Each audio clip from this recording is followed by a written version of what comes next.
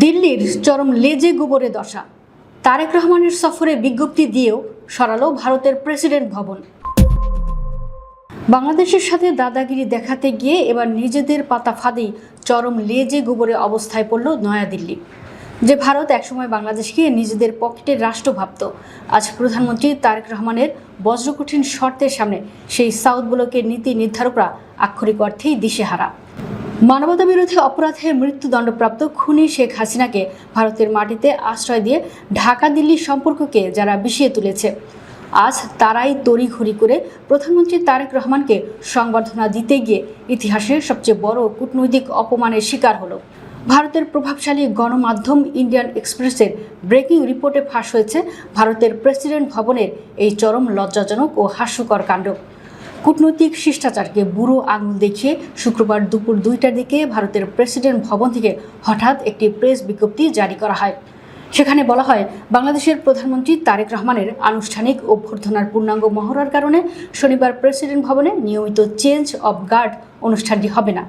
দুপুর 2টা 25 ভারতের প্রেস ইনফরমেশন ব্যুরো এবং বার্তা সংস্থা IANS ও ঢাকঢোল পিটিয়ে এই খবর প্রচার করে, কিন্তু এর ঠিক আধা ঘন্টার মধ্যেই দিল্লির ঘুম হারাম হয়ে যায়।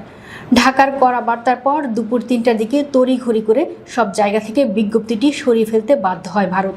এরপর প্রেসিডেন্ট ভবন নতুন এক লজ্জাজনক বিবৃতি দিয়ে জানায়, যেহেতু ঢাকা বা দিল্লির পক্ষ থেকে এই হাই প্রোফাইল সফরের কোনো আনুষ্ঠানিক ঘোষণাই আসেনি, তাই আগের বিজ্ঞপ্তিটি প্রত্যাহার করা হলো। দিল্লির এই লুকোচুরি ও তড়িঘড়ি করার পেছনের আসল কারণ হলো বাংলাদেশের বর্তমান সরকারের মেরুদণ্ড সম্পন্ন ও আপোষহীন পররাষ্ট্রনীতি। ভারত ভেবেছিল শেখ হাসিনাকে আশ্রয় দিয়ে এবং তাকে দিয়ে দিল্লির মাটিতে বসে রাজনৈতিক প্রোপাগান্ডা চালিয়েও তারা হাসি মুখে বাংলাদেশের প্রধানমন্ত্রীকে লাল গালিচা সংবর্ধনা দেবে, কিন্তু ঢাকা সেই গুড়ে বালি ঢেলে দিয়েছে।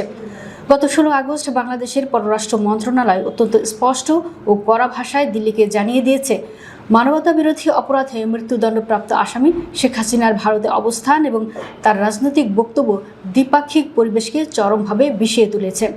যতক্ষণ না খুনি হাসিনাকে বাংলাদেশের হাতে তুলে দেওয়ার বিষয়ে ভারত ইতিবাচক সাড়া দিচ্ছে এবং একটি অনুকূল পরিবেশ তৈরি করছে, ততক্ষণ পর্যন্ত প্রধানমন্ত্রীর এই দিল্লি সফর কোনোভাবেই চূড়ান্ত হবে না।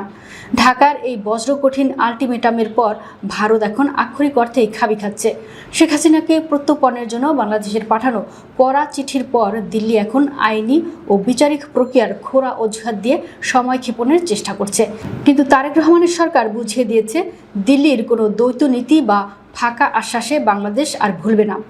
যে ভারত একদিন চোখ রাঙিয়ে কথা বলতো, আজ তাদের প্রেসিডেন্ট ভবনকে একটি বিজ্ঞপ্তি দিয়েও তা লজ্জায় মুছে ফেলতে হচ্ছে। খুনি হাসিনাকে আশ্রয় দিয়ে ভারত আজ কূটনৈতিকভাবে এতটাই দেউলিয়া যে বাংলাদেশের শর্তের সামনে তারা এখন স্রেফ মাথা নিচু করে দাঁড়াতে বাধ্য হচ্ছে।